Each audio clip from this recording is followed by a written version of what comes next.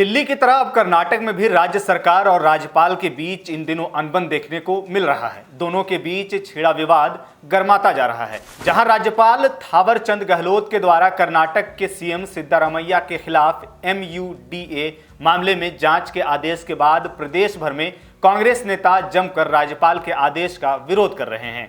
कर्नाटक के राज्यपाल थावरचंद गहलोत के खिलाफ कांग्रेस नेताओं का प्रदर्शन इतना तेज हो गया है कि एक कांग्रेस नेता ने तो राज्यपाल गहलोत को चेतावनी तक दे दी है। जी हां, कांग्रेस MLC इवान डिसूजा ने चेतावनी देते हुए बांग्लादेश के प्रधानमंत्री जैसे हश्र करने की बात कह दी है। उन्होंने कहा कि अगर राज्यपाल अपना आदेश वापस नहीं लेते हैं तो उन्हें शेख हसीना की तरह कर्नाटक से भागना पड़ेगा। राज्यपाल थावरचंद गहलोत के खिलाफ विरोध प्रदर्शन कर रहे कांग्रेस MLC इवान डिसूजा ने अपने विवादित बयान में बांग्लादेश का हवाला देते हुए कहा कि PM शेख हसीना को अपना पद और देश छोड़ना पड़ा। अगली बार विरोध प्रदर्शन के लिए सीधे वो गवर्नर ऑफिस जाएंगे, ठीक वैसे ही जैसे बांग्लादेश में प्रदर्शनकारी PM हाउस में प्रवेश कर गए थे और PM को अपना घर पद छोड़कर देश से बाहर भागना पड़ा था।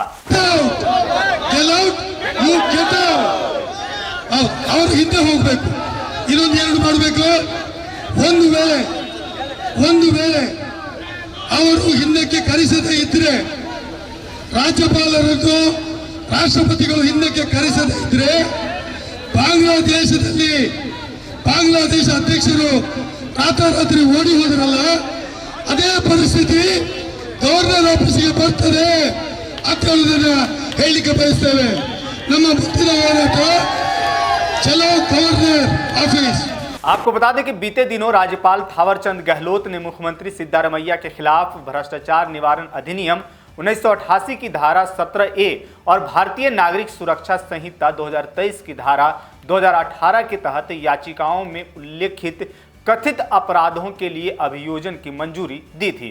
इसके साथ ही अधिवक्ता सामाजिक कार्यकर्ता TJ अब्राहम द्वारा दायर याचिका के आधार पर राज्यपाल थावरचंद गहलोत ने 26 जुलाई को एक कारण बताओ नोटिस भी जारी किया था, जिसमें मुख्यमंत्री को निर्देश दिया गया था कि वह 7 दिनों के भीतर उनके खिलाफ आरोपों पर जवाब प्रस्तुत करेंगे कि उनके खिलाफ अभियोजन की अनुमति क्यों ना दे दी जाए।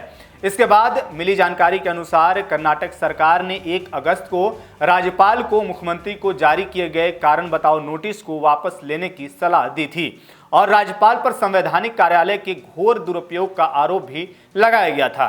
साथ ही याचिकाकर्ता अब्राहम के अनुसार पूर्व अनुमोदन और मंजूरी से इनकार करते हुए उक्त आवेदन को खारिज करने की भी सलाह दी गई थी। अब आपको बताएं कि आखिर MUDA मामला है क्या।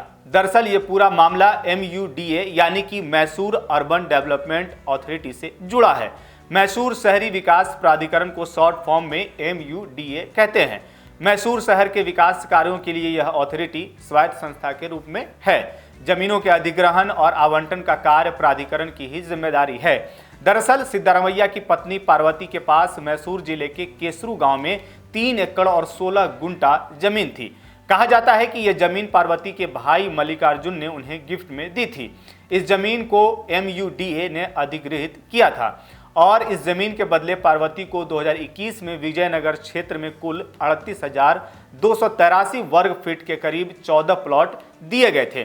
विवाद यह है कि जो प्लॉट CM की पत्नी को दिए गए हैं वो दक्षिण मैसूर के एक पॉश इलाके विजयनगर में है। वहीं प्लॉट का बाजार मूल्य केसरू में उनके मूल जमीन से बहुत ज्यादा है। आसान भाषा में अगर समझे तो केसरू की जिस जमीन के बदले CM की पत्नी को विजयनगर में प्लॉट दिया गया उसकी कीमत उनकी जमीन से बहुत ज्यादा है।